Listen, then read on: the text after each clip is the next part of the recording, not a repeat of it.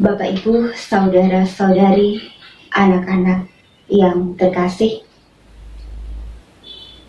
dan untuk kita semua umat lingkungan Fransiskus, salam jumpa kembali. Saya berharap kita semua dalam keadaan sehat dan baik-baik selalu. Tidak terasa kurang lebih 2 bulan kita semua tak pernah lagi bertemu dalam setiap ibadah lingkungan ataupun kegiatan-kegiatan gereja. Sebagaimana kita tahu, akibat pandemi, akibat wabah virus COVID-19 ini. Namun Bapak Ibu, saudara-saudari yang terkasih, kiranya tidak menghalangi niat tulus kita untuk saling menyapa dalam ibadah ini. Semoga kita selalu saling menguatkan dalam iman. Dan percayalah bahwa dengan rahmat dan kehendak Allah, keadaan ini akan segera dipulihkan. Mari kita memulai ibadah ini, dan lewat ibadah ini, mari kita mohon belas kasih Allah serta perlindungannya bagi kita semua dan seluruh keluarga kita. Mari kita awali ibadah ini dengan lagu pembukaan. Puji syukur nomor 322.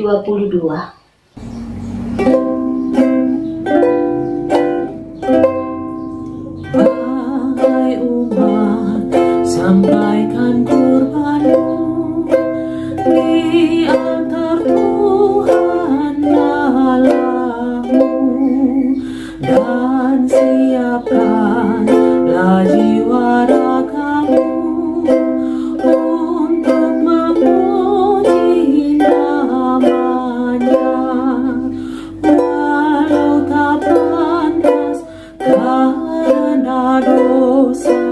Kita percaya kasih-Nya, tunjukkanlah sembah dan kurbanmu, jadikan tanda tobatmu.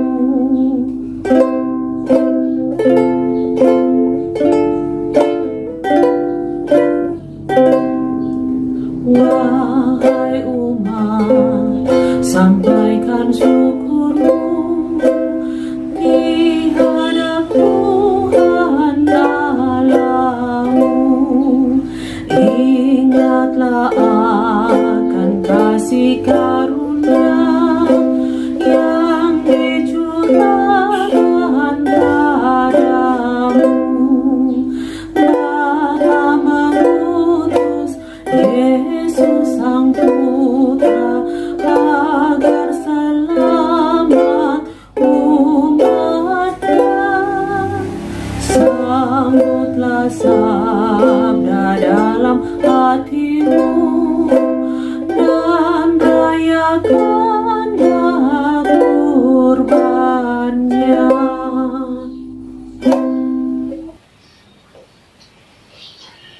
Dalam nama Bapa dan Putra dan Roh Kudus. Amin. Semoga rahmat Tuhan kita Yesus Kristus, cinta kasih Allah, dan persekutuan Roh Kudus beserta kita, sekarang dan selama-lamanya. Bapak, Ibu, saudara-saudari terkasih, saling mengasihi adalah amanat agung Yesus kepada para murid-Nya. Sabda inilah yang akan kita dengar nanti dalam Injil. Bagaimana Tuhan ingin mengajarkan kasih yang dalam itu kepada kita semua.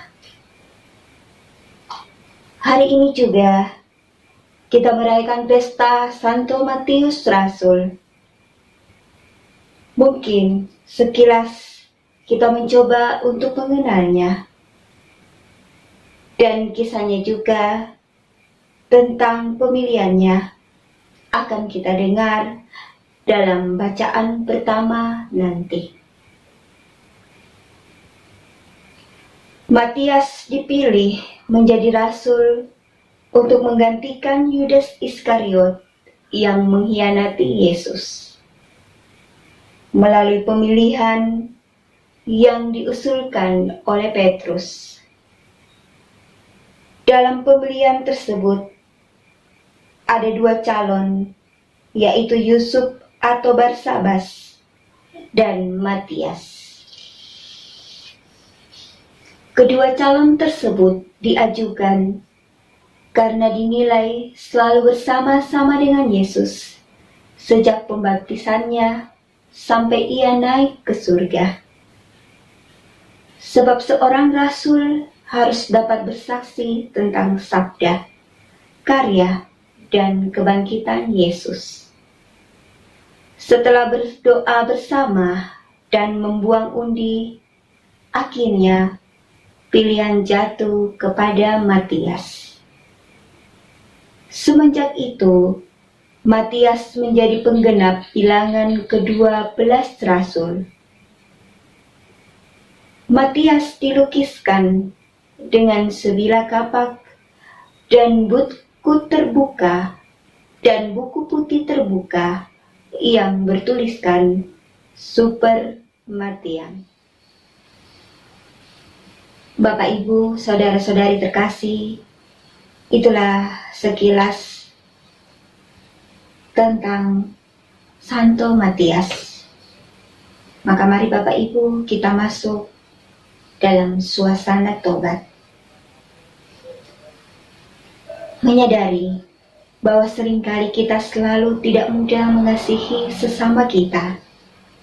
Menyadari akan kerapuhan dan kesalahan kita.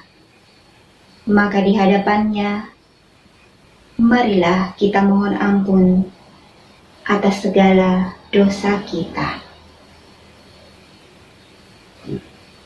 Saya mengaku kepada Allah Bapa yang Maha Kuasa, kepada saudara-saudari sekalian, bahwa saya telah berdosa dengan pikiran dan perkataan, dengan perbuatan dan kelalaian. Saya berdosa, saya sungguh berdosa.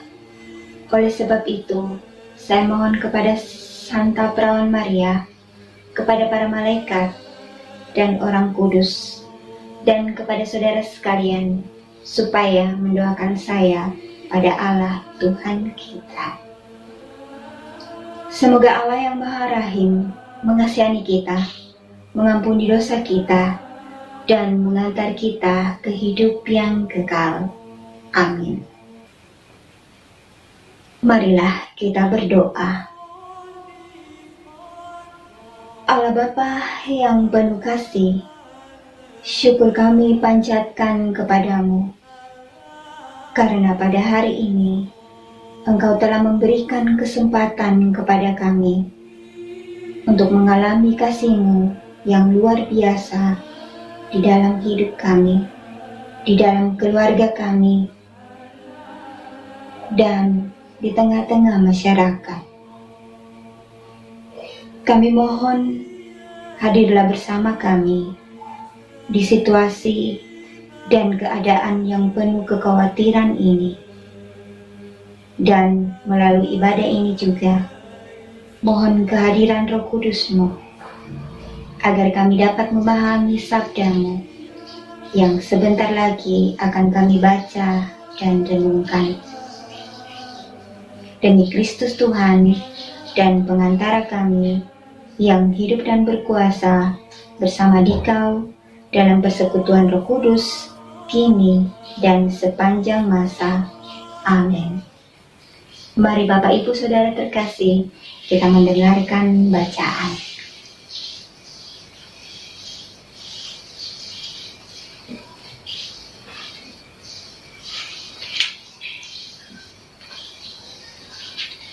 Bacaan pertama. Bacaan diambil dari Kisah Para Rasul, pasal 1, ayat 15 sampai 17, dilanjutkan ayat 20 sampai 26. Matias dipilih menggantikan Yudas. Pada hari-hari itu berdirilah Petrus di tengah-tengah saudara-saudara yang sedang berkumpul itu. Kira-kira 120 orang banyaknya. Lalu berkata, "Hai saudara-saudara, haruslah genap nas kitab suci yang disampaikan Roh Kudus dengan perantaraan Daud tentang Yudas, pemimpin orang-orang yang menangkap Yesus itu. Dahulu ia termasuk bilangan kami dan mengambil bagian di dalam pelayanan ini. Sebab ada tertulis dalam kitab Mazmur, biarlah perkemahannya menjadi sunyi, dan biarlah tidak ada penghuni di dalamnya, dan biarlah jabatannya diambil orang lain. Jadi, harus ditambahkan kepada kami seorang dari mereka yang senantiasa datang berkumpul dengan kami selama Tuhan Yesus bersama-sama dengan kami, yaitu mulai dari baptisan Yohanes sampai hari Yesus terangkat ke surga, meninggalkan kami untuk menjadi saksi dengan kami tentang kebangkitannya." Lalu mereka mengusulkan 2 orang, Yusuf yang disebut Barsabas, dan yang juga bernama Justus, dan Matias. Mereka semua berdoa dan berkata, "Ya Tuhan, Engkaulah yang mengenal hati semua orang. Tunjukkanlah kiranya siapa yang Engkau pilih dari kedua orang ini untuk menerima jabatan pelayanan, yaitu kerasulan yang ditinggalkan Yudas, yang telah jatuh ke tempat yang tidak wajar baginya."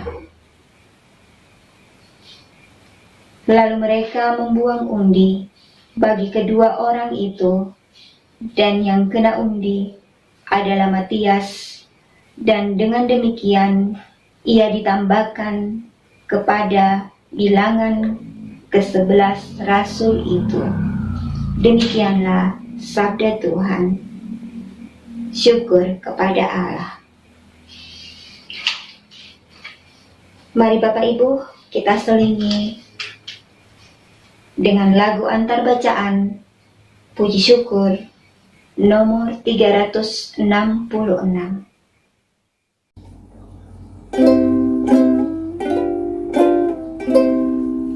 Firman Allah yang tersurat dalam kitab mulia disampaikan pada umat agar hidup di mana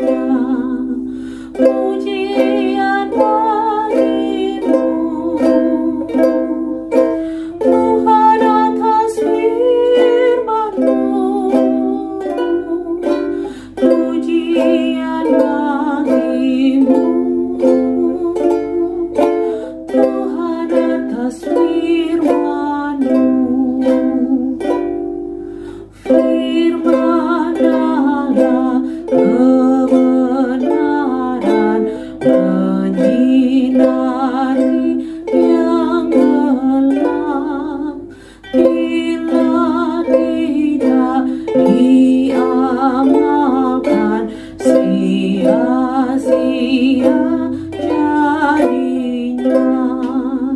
Bantulah umatmu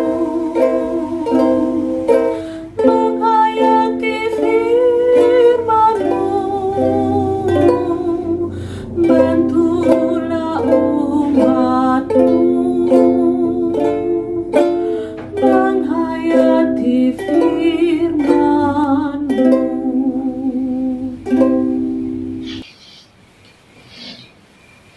Marilah kita mendengarkan Injil Tuhan kita Yesus Kristus menurut Yohanes.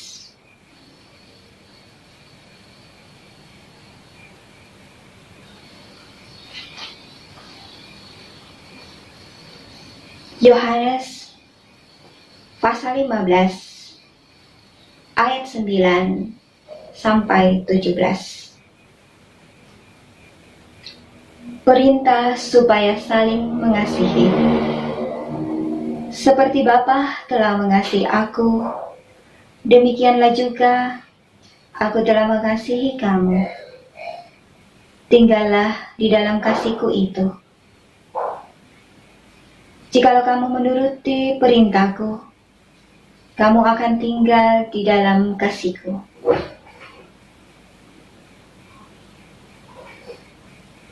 Seperti aku menuruti perintah Bapakku dan tinggal di dalam kasihnya. Semuanya itu kukatakan kepadamu, supaya sukacitaku ada di dalam kamu, dan sukacitamu menjadi penuh. Inilah perintahku, yaitu supaya kamu saling mengasihi, seperti aku telah mengasihi kamu. Tidak ada kasih yang lebih besar daripada kasih seorang yang memberikan nyawanya untuk sahabat-sahabatnya. Kamu adalah sahabatku, jikalau kamu berbuat apa yang kuperintahkan kepadamu. Aku tidak menyebut kamu lagi hamba, sebab hamba tidak tahu apa yang diperbuat oleh Tuhannya, tetapi aku menyebut kamu sahabat, karena aku telah memberitahukan kepada kamu segala sesuatu yang telah kudengar dari Bapakku. Bukan aku yang memilih, bukan kamu yang memilih aku, tetapi akulah yang memilih kamu.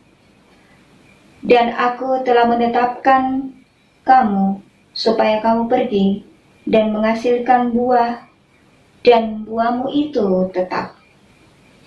Supaya apa yang kamu minta kepada Bapa dalam namaku, diberikannya kepadamu. Inilah perintahku kepadamu. Kasihilah seorang akan yang lain. Demikianlah sabda Tuhan. Terpujilah Kristus.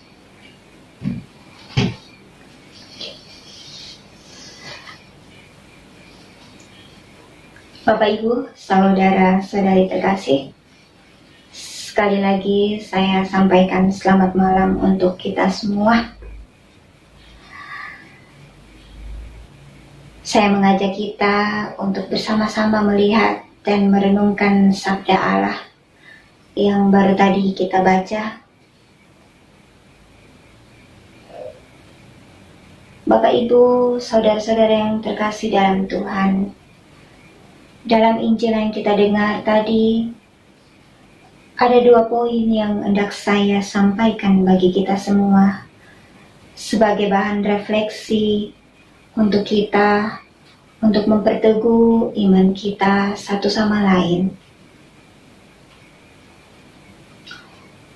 Poin pertama, dalam Injil yang kita dengar tadi, bagaimana Tuhan Yesus mengajak kita untuk saling mengasihi. Ingat bahwa saling mengasihi. Mengapa bukan saling mencintai? Atau kita bertanya, mengapa bukan saling menyayangi? Mengapa justru yang diangkat oleh Yesus sendiri adalah saling mengasihi, bukan mencintai atau menyayangi? Bapak, Ibu, Saudara-saudari terkasih, setelah kita cermati lagi, sayang, cinta, dan kasih ini sepertinya agak berbeda gradasinya, bahkan berbeda bobotnya.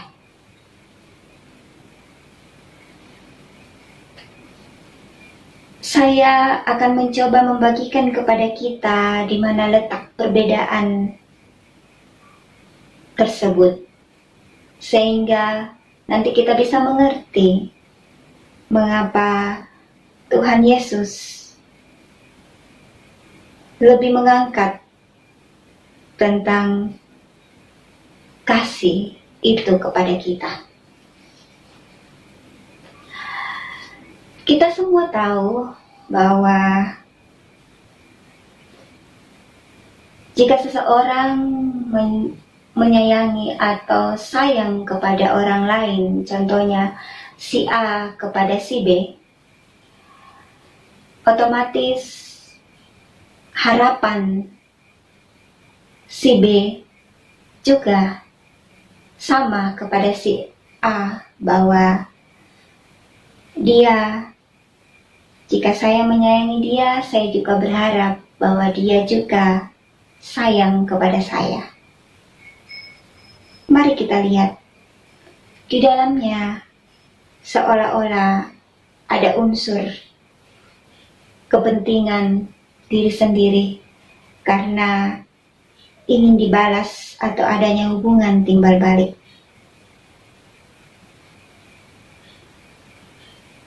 Namun berbeda lagi dengan yang namanya cinta. Menarik memang kata cinta itu kalau kita bahas. Namun di sini cinta fokusnya lebih bergeser lagi, di mana adanya interaksi antara si A dan si B yang sudah saling suka, lalu saling memperhatikan, lalu saling menjaga, lalu sama-sama memberi perhatian. Dan levelnya ini agak lebih naik sedikit daripada kata sayang. Artinya lebih agak dalam sedikit lah, seperti itu. Tetapi Bapak, Ibu, Saudara-saudara yang terkasih, Yesus mau kita lebih dalam dari itu. Dia mau ada kadar yang lebih naik, ada gradasi yang lebih naik, bukan hanya sekedar sayang, bukan hanya sekedar cinta, tetapi sesuatu yang tersimpan dengan tulus di dalam hati kita, sesuatu yang tidak hanya berfokus pada diri kita sendiri atau hubungan antara dua orang saja atau beberapa orang, tetapi sesuatu yang betul-betul timbul dari kedalaman hati kita, sesuatu yang bisa kita bagi dan beri tanpa memilah-milah, tanpa melihat embel-embel di belakang itu. Yang mau Tuhan Yesus sampaikan kepada kita yaitu bagaimana sayang dan cinta itu lebih dari sekedar itu, yaitu kasih. Bagaimana kita memberi diri kita sepenuhnya untuk yang kita kasihi. Itulah sebenarnya panggilan kita yang sesungguhnya. Panggilan kita seperti yang dikatakan pada ayat ke-16 dalam Injil tadi. Supaya kamu pergi dan menghasilkan buah.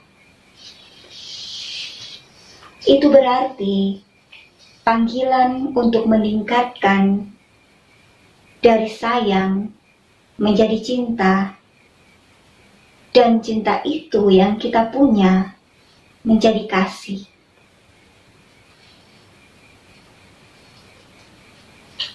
Bapak, Ibu, saudara-saudari terkasih,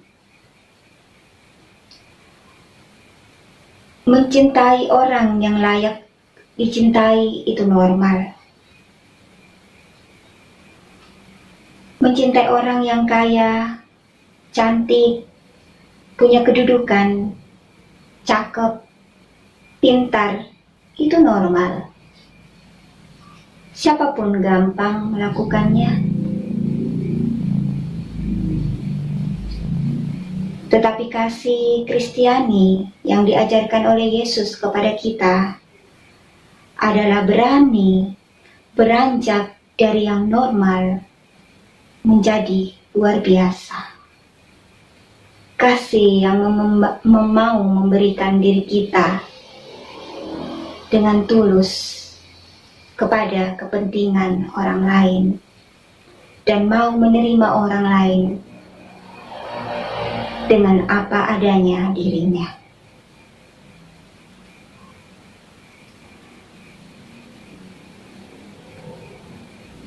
Beranikah kita mengasihi mereka yang tidak layak dikasihi? Yaitu orang-orang yang menderita di sekeliling kita. Orang-orang yang sungguh-sungguh tidak mendapatkan perhatian kita. Bahkan dalam artian tertentu, mungkin yang merugikan kita. Beranikah kita melakukan itu? Kasih yang dimaksudkan Yesus sendiri kepada kita. Karena itu, berarti panggilan kita harus berbuah. Meningkatkan bagaimana kita yang diberi benih sayang, benih cinta, harus ditingkatkan lagi menjadi kasih. Itulah yang terkait dengan poin pertama. Yang menjadi poin kedua terkait dengan tema bacaan kita. Bagaimana Tuhan Yesus memberi contoh kasih yang sangat jelas dan nyata bagi kita, umat manusia. Bagaimana ia sendiri mengorbankan dirinya untuk kita di kayu salib. Jelas dalam Injil, ia mengatakan tidak ada kasih yang lebih besar daripada kasih seorang yang memberikan nyawanya untuk sahabat-sahabatnya.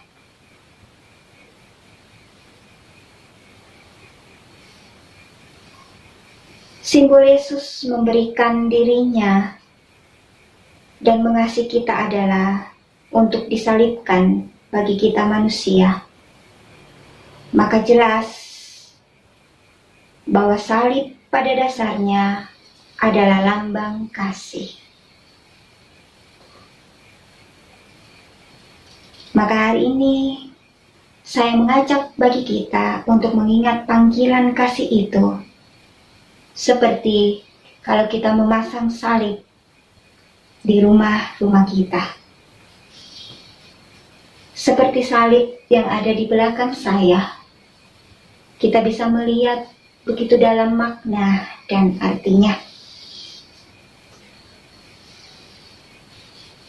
Lalu kemudian, bagi kita, salib itu seperti apa? Mari kita melihat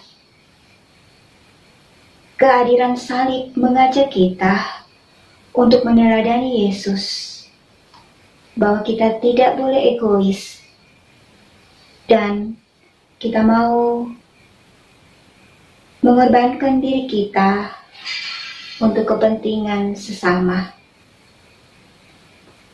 agar kita mampu terlibat langsung dalam karya Allah.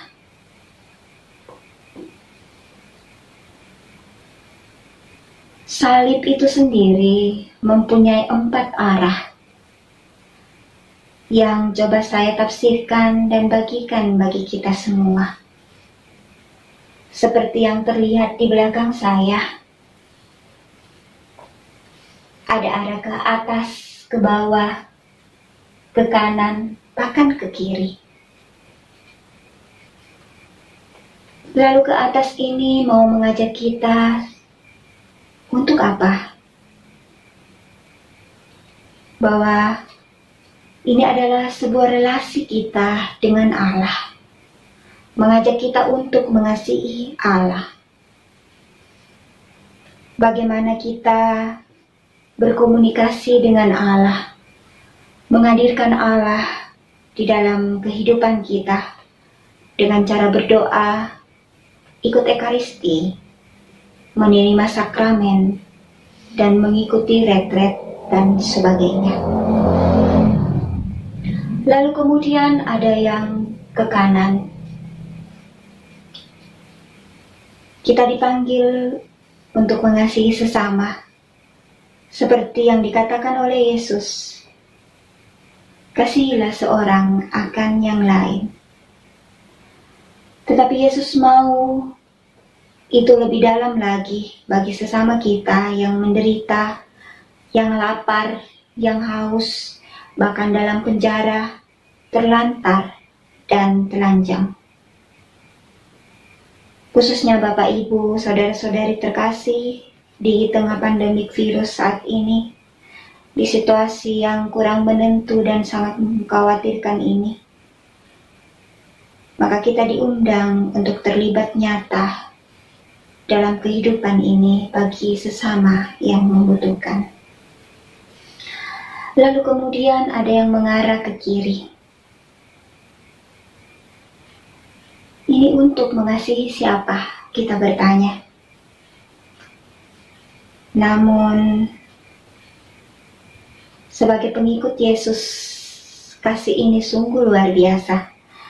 Bahwa Tuhan Yesus mengajarkan kita untuk mengasihi musuh-musuh kita. Ini adalah kasih yang luar biasa dari seorang Tuhan kepada kita. Bahwa kita harus berani mengasihi dan mendoakan mereka yang mengecewakan kita. Lalu kemudian kita bertanya, apakah kita bisa? Yesus telah dahulu memberikan contoh kepada kita. Dan maka marilah kita juga mampu memberikan diri kita untuk meneladani Sang Kristus. Bapak, Ibu, Saudara-saudari terkasih, memang ini sulit. Sangat-sangat sulit bagi kita. Tetapi mari kita melibatkan Tuhan dalam hidup kita. Maka percaya kita akan dimampukan untuk mengasihi yang seperti itu. Lalu kemudian ada yang mengarah ke bawah. Ini untuk mengasihi siapa? Bapak, Ibu, dan saudara-saudari yang terkasih, jangan lupa kita semua hidup di bumi ini, di alam semesta ini. Maka Tuhan mau mengajak dan mengajarkan kita untuk senantiasa memperhatikan dan peduli terhadap alam ciptaannya. Sebab karya Tuhan, caranya menyatakan dirinya bagi kita juga lewat alam ini. Karena bagaimanapun kita semua hidup di dalamnya, maka seluruh makhluk saling ketergantungan. Tuhan mengajarkan kita untuk menjaga bumi ini dan seisinya. Maka mari pelihara lingkungan kita. Mari kita menghemat air, tidak membuang sampah sembarangan, dan memperhatikan keadaan sekitar kita. Bapak, Ibu, dan saudara-saudari yang terkasih, mari kita mengasihi sesama.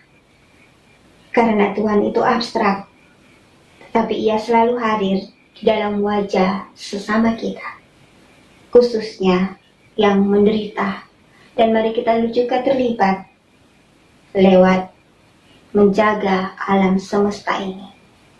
Itulah renungan yang coba saya bagikan kepada kita semua.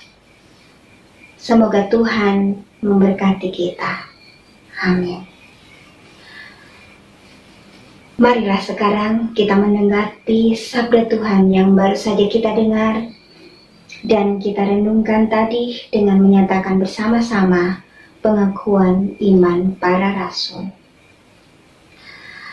Aku percaya akan Allah, Bapa yang Maha Kuasa, Pencipta langit dan bumi, dan akan Yesus Kristus, Putranya yang tunggal Tuhan kita, yang dikandung dari Roh Kudus, dilahirkan oleh perawan Maria, yang menderita sengsara dalam pemerintahan Pontius Pilatus, disalibkan, wafat, dan dimakamkan, yang turun ke tempat penantian, pada hari ketiga bangkit dari antara orang mati, yang naik ke surga, duduk di sebelah kanan Allah Bapa yang Maha Kuasa. Dari situ Ia akan datang mengadili orang hidup dan mati. Aku percaya akan Roh Kudus, Gereja Katolik yang kudus, persekutuan para kudus, pengampunan dosa, kebangkitan badan, kehidupan kekal. Amin.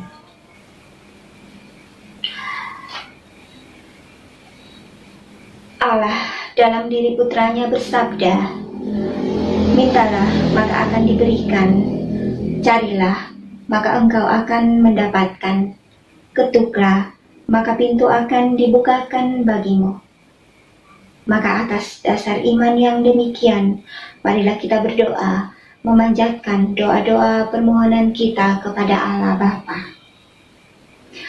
Marilah kita berdoa bagi seluruh keluarga kita, khususnya semua keluarga di lingkungan Santo Fransiskus ini. Ya Bapa, semoga Engkau mendampingi dan menganugerahkan rezeki yang baik bagi seluruh keluarga di lingkungan Fransiskus, khususnya di tengah situasi yang sulit dan mengkhawatirkan saat ini. Curahkanlah Roh Kudus-Mu agar semangat untuk selalu hidup baik dan tulus hati mau membantu orang yang membutuhkan pertolongan kami.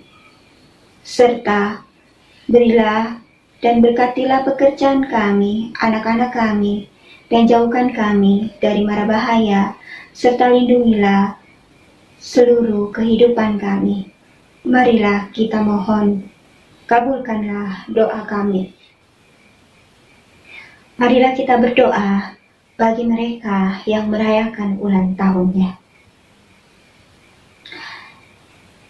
Bapa kami tak lupa berdoa bagi semua yang merayakan hari ulang tahunnya di bulan Mei ini. Berkatilah mereka semua. Khususnya ya Bapa yang Maha Kuasa, kami bersyukur kepadamu atas anugerah kehidupan yang boleh dialami oleh adik kekasih kami, Mikael Beniko Serafim. Keluarga boleh bergembira karena engkau boleh menambah seumur lagi usianya. Semoga hari-hari yang dilaluinya selalu membahagiakan dan memperoleh umur panjang.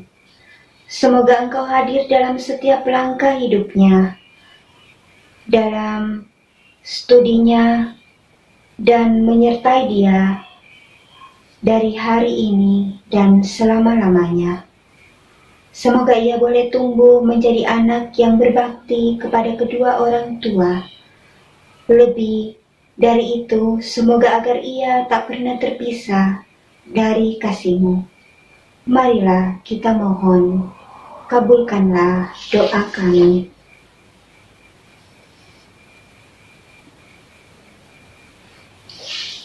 Marilah kita berdoa bagi mereka yang sakit.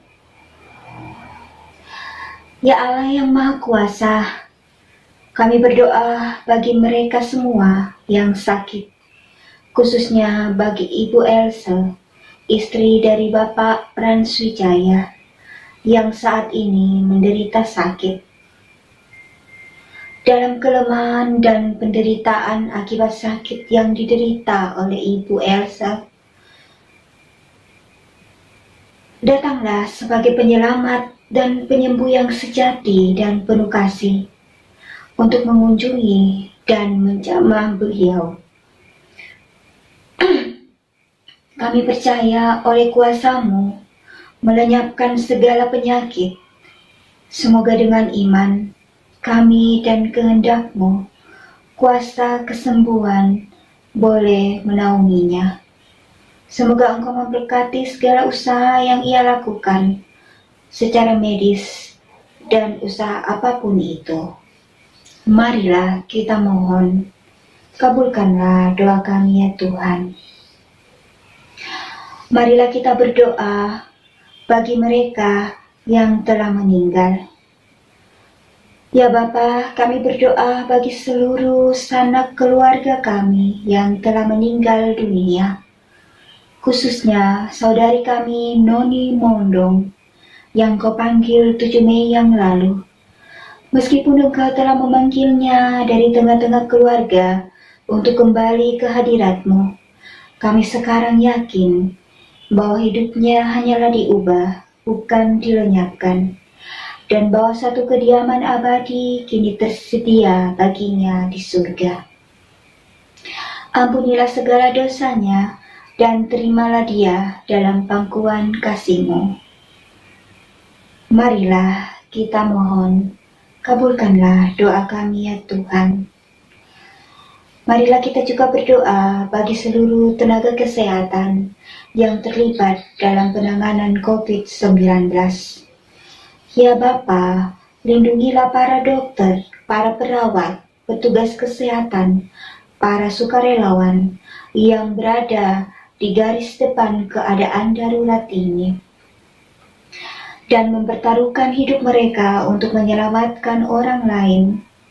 Dukunglah upaya mereka, dan berilah mereka kekuatan, kemurahan hati, dan kesehatan yang tiada henti. Semoga keadaan ini dapat berlalu dan segera dipulihkan. Marilah kita mohon, kabulkanlah doa kami ya Tuhan. Kita juga berdoa bagi kedua orang tua kita.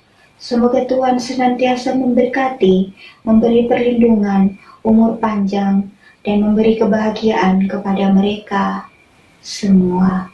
Marilah kita mohon, kabulkanlah doa kami ya Tuhan. Allah Bapa yang Maha Kasih, inilah doa-doa permohonan kami. Kami mengimani bahwa Engkaulah Bapa yang peduli akan umat-Nya. Semoga dengan kebaikan-Mu Engkau mengabulkannya. Demi Kristus Tuhan kami, kini dan sepanjang masa. Amin. Bapak, Ibu, Saudara-saudari terkasih, marilah kita menyatakan semua doa kita dengan doa agung yang telah diajarkan oleh Tuhan Yesus sendiri kepada kita. Bapa kami yang ada di surga, dimuliakanlah nama-Mu, datanglah kerajaan-Mu, jadilah kehendak-Mu di atas bumi seperti di dalam surga. Berilah kami rezeki pada hari ini, dan ampunilah kesalahan kami, seperti kami pun mengampuni yang bersalah kepada kami. Dan janganlah masukkan kami ke dalam pencobaan, tetapi bebaskanlah kami dari yang jahat. Amin. Mari kita lanjutkan dengan lagu persembahan Puji syukur nomor 379.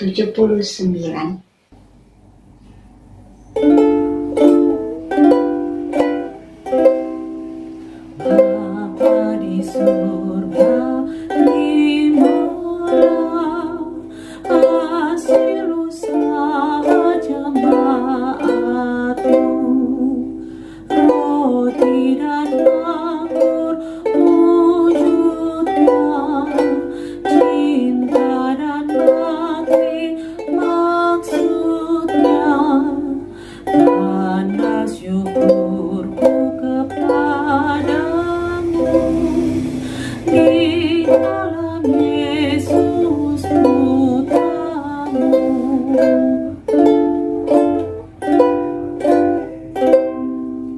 Jiwa dan raga terimalah, karya dan hidupku sambutlah, tanda iman dan cintaku kepada Yesus Putramu. Dimuliakanlah namamu oleh seluruh umatmu.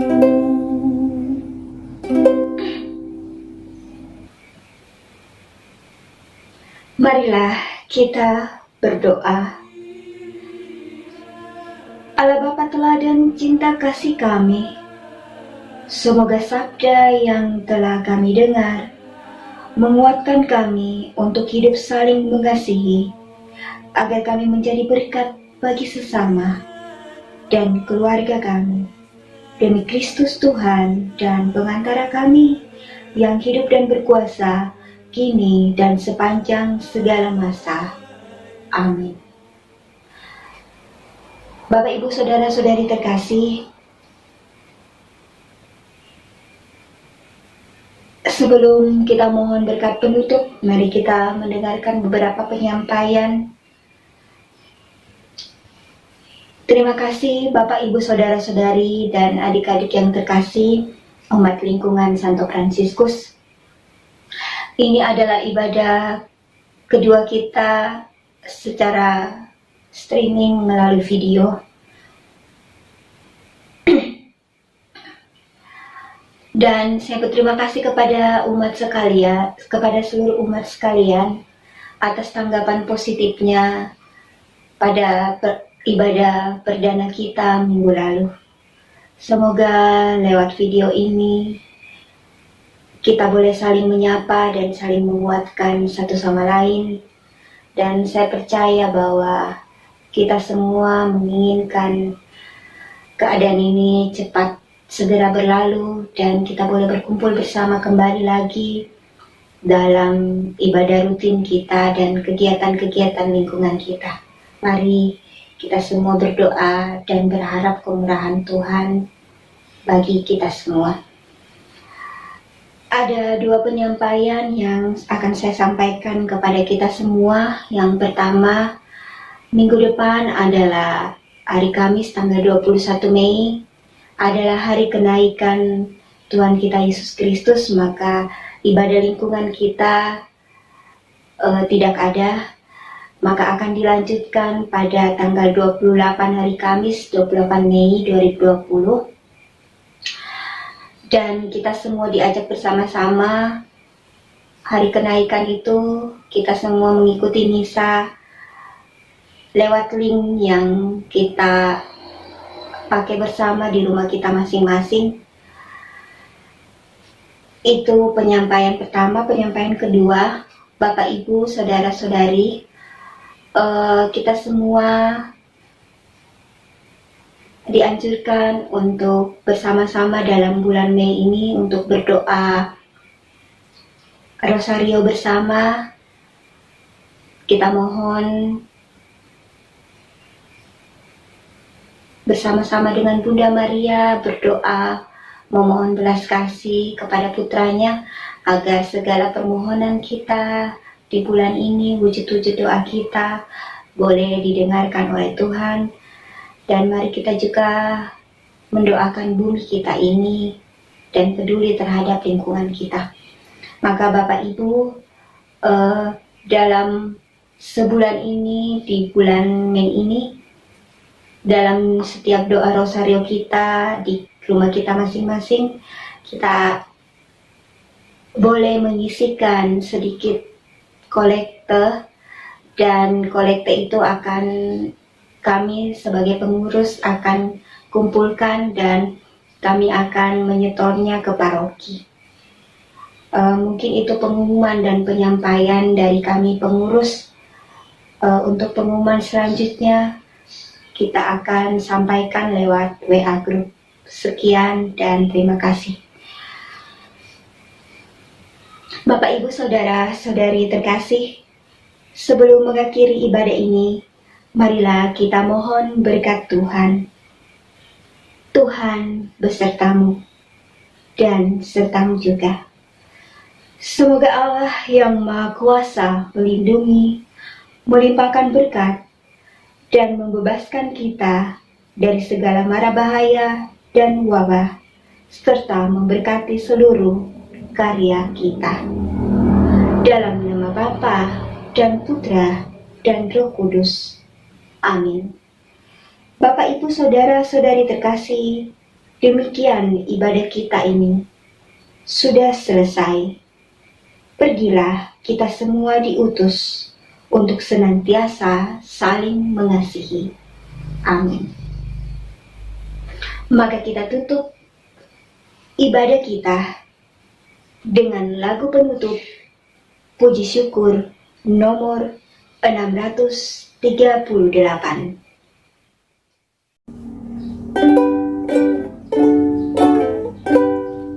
Hai pujilah segala